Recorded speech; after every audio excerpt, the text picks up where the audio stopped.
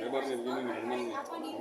Masih sekolah. Udah, jangan nih, jangan dulu. Aman. Jangan terburu sama aman. Sudah menyempatkan waktu hari ini. Adapun yang perihal akan kami sampaikan adalah tentang update perkara daripada klien kami yaitu Ibu Fani, yang dimana pertama-tama kami informasikan dulu bahwa Ibu Fani ini adalah seorang ibu pejabat di salah satu kementerian, dan juga kami informasikan bahwa Ibu Fani ini adalah istri yang sah. Jadi kami perlihatkan buku nikahnya. Ibu Fani adalah istri sah dari seorang pejabat di lingkungan Kementerian Perhubungan. Ya. Ini dulu bahwa kami mewakili Ibu Fani adalah seorang istri yang sah. Di buku nikahnya ada. Dan ini ada kartunya ya.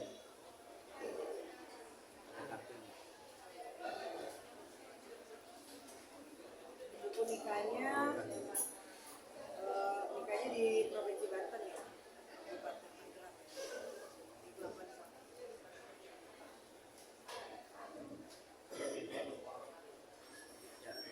Adapun dugaan yang dialami klien kami Ibu Fani seperti apa yang dialami dan disampaikan kepada kami selaku tim kuasa hukum beserta alat-alat bukti, bahwa Ibu Fani ini dalam sekian tahun menjalani kehidupan rumah tangganya sebagai seorang istri mendapatkan dugaan kuat terkait KDRT. Dan ini tidak hanya satu kali, tapi berkali-kali ya Bu. Sehingga ada laporan juga di mana? Di polisi mana? Di Papua, di Maroke. Itu di Polres atau di Polda? Di Polres ya. Dan saat ini juga ada di Jakarta, di Polres Metro Tangerang Selatan. Yang dimana saat ini suami daripada klien kami sudah ditetapkan sebagai tersangka atas dugaan kasus KDRT-nya. Ini saya bacakan 17 April 2024 kepada Kepala Kejaksaan Negeri Kota Tangerang. Sehubungan dengan rujukan di atas diberitahukan kepada bahwa penyidik Satreskrim Polres Metro Tangerang Kota telah menetapkan tersangka dalam perkara dugaan terjadinya tindak pidana kekerasan fisik dalam rumah tangga sebagaimana yang dimaksud dalam pasal 44 Undang-Undang Republik Indonesia Nomor 23 Tahun 2004 tentang penghapusan kekerasan dalam rumah tangga yang terjadi di kediaman ibu ya, di rumah ini. Jadi ini ada surat resminya ya yang menyatakan bahwa suami atau si bapak pejabat itu sudah menyandang status tersangka.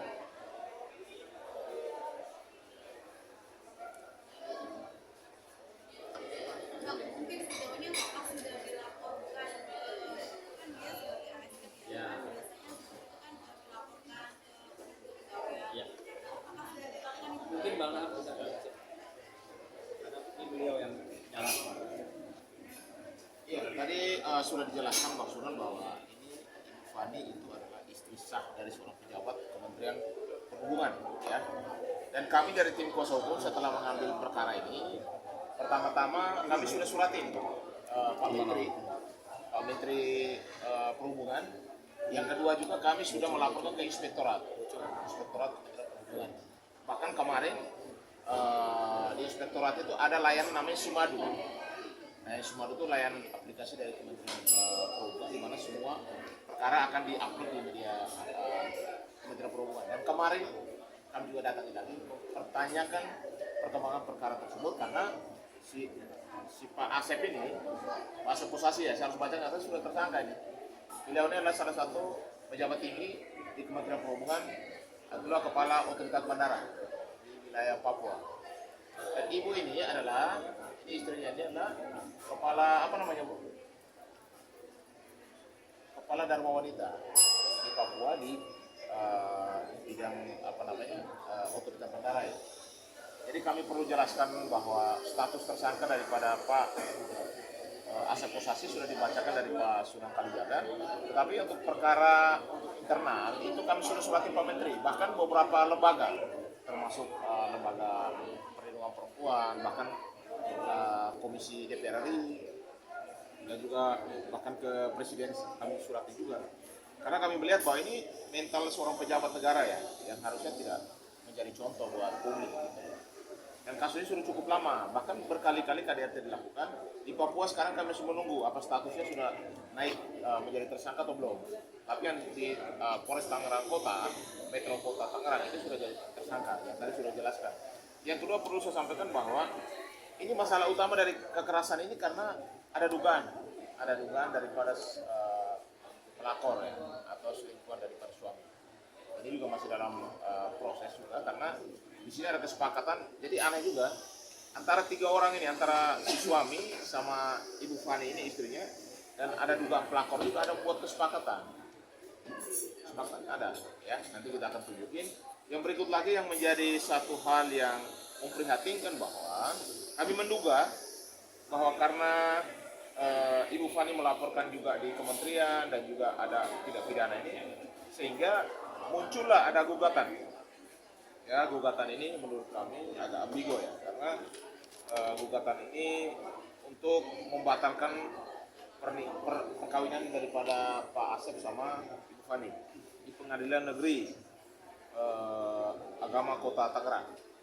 Nah, ini maksud dan tujuannya untuk menggugat supaya si klien kami untuk diceraikan atau supaya hak menjadi seorang istri itu dihapus. Artinya ini ada sesuatu menurut kami supaya ada dugaan klien kami supaya tidak mendapatkan hak sebagai seorang istri layaknya ya. Karena ketika bercerai kan pasti ada harta bersamanya yang diakui. Karena klien kami sampai saat ini juga selama 1 tahun lebih tidak mendapatkan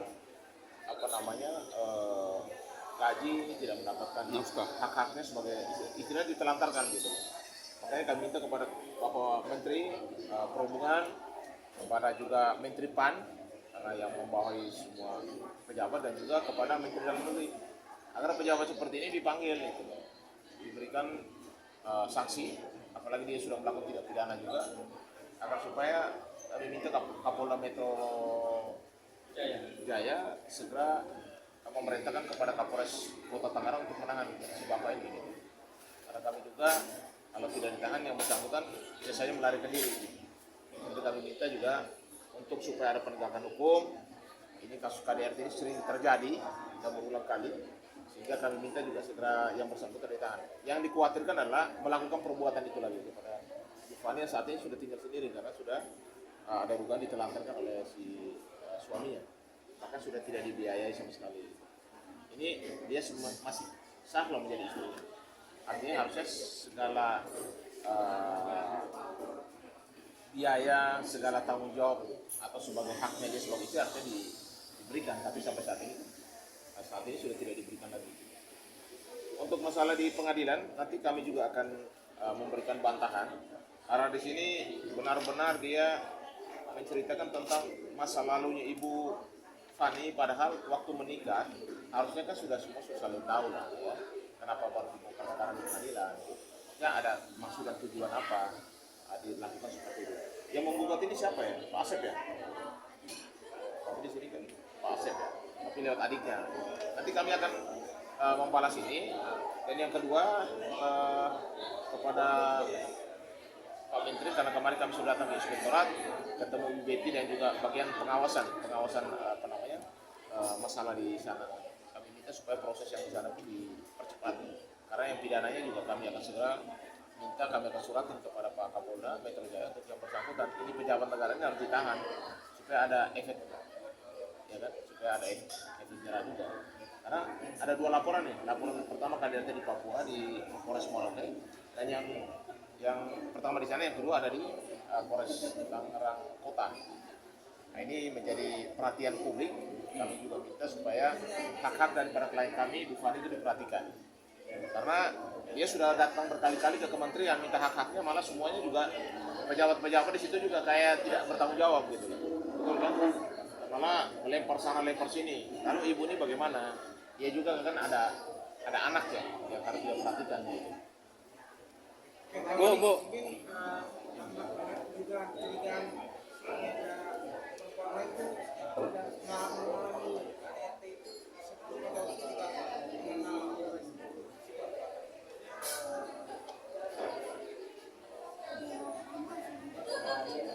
Suaranya agak keras. Tapi nggak ngaku. Tapi ini aku udah ketemu ceweknya juga sih. Udah ketemu ceweknya, kami udah foto bareng juga sama pengacaranya. Mereka udah ngakuin tapi belum terima lagi. Kesepakatan ya. Dengan si lapor ini sudah membuat kesepakatan gitu bahwa mereka sepakat untuk tidak berhubungan lagi. Tapi kenyataannya sampai dengan saat ini masih karena ini kan istri sah. Kurang baik apa soal istri sah sudah sampai membuat kesepakatan gitu. Tapi kan dihianati ya akan tetap diberikan kekerasan sehingga klien kami berat badannya dari 75 kilo sekarang sudah turun sampai dengan 40 kilo, 48 kilo, kurang lebih 25 kilo lebih gitu. Sudah turun berat badan, kesehatan fisik, mentalnya juga sangat terganggu. Dan ini terkesan kasusnya diperlambat ya.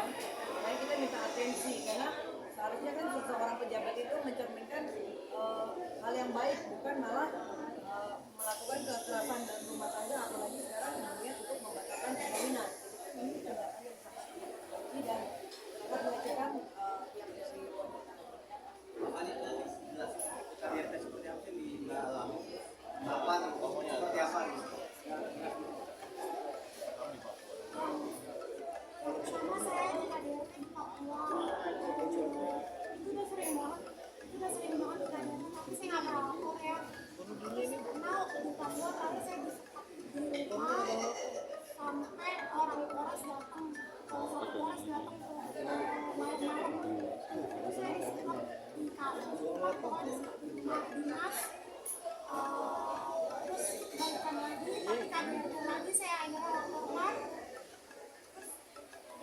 Ya awet aja, awet. Ini laporan di Polres Merauke ya, Papua. Terus yang kedua itu setelah ada perjanjian ini kan, saya tanya waktu itu sama suami masih berhubungan nggak sama wanita ini, bukan dijawab malah dia marah-marah ke saya nggak jelas. Terus kayak gitu dia dorong saya ke tangga, saya dipukul pakai kompor, saya didorong. Terus kayak gitu dia ninggalin saya gitu aja, saya dibohongin.